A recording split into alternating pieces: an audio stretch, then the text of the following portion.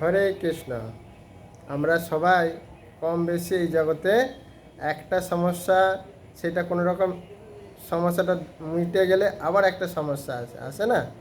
তাই শাস্ত্রে বর্ণনা করা আছে এবং আচার্যরা বলছেন এই সমস্যা থেকে যদি উদ্ধার পেতে চান, কালকে হচ্ছে বলরাম জয়ন্তী অর্থাৎ পূর্ণিমা তিথি।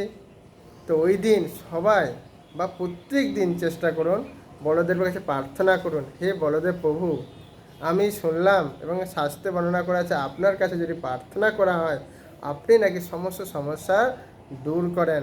তাই হে প্রভু আমার এই সমস্যা দূর করুন। এভাবে বলদেবের কাছে প্রার্থনা করুন আকুলভাবে, বিনয়ভাবে, এবং বলুন যে আমি খুব নিজ অধম, আমার কোনো যোগ্যতা নেই, কিন্তু আপনার মহিমা শোনার পর আপনার কাছে আসলাম, আপনি কৃপা করে আমার এই সমস্যা দূর করুন। এভাবে প্রার্থনা করবেন।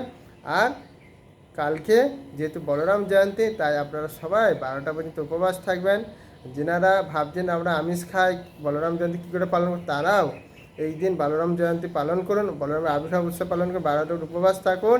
তারপরে ভগবানকে নিবেদন করে পুষ্পাঞ্জলি দিয়ে প্রসাদ পান এবং এই কথাগুলো সবাইকে শেয়ার করুন। কেন এই জগতের মানুষ কম বেশি একটা না একটা সমস্যা তারা পায়। তো কালকে যদি তার আবির্ভাব তিথি বলরাম প্রভুর, তাই তার কাছে যদি প্রার্থনা করা হয় তাহলে আমাদের প্রত্যেকের সমস্যা দূর হয়ে যাবে।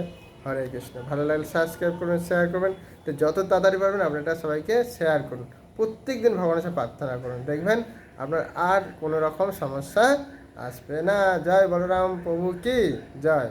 সবাই ভালো থাকবেন, সুস্থ থাকবেন এবং বলরামের কৃপা লাভ করুন। হরে কৃষ্ণ।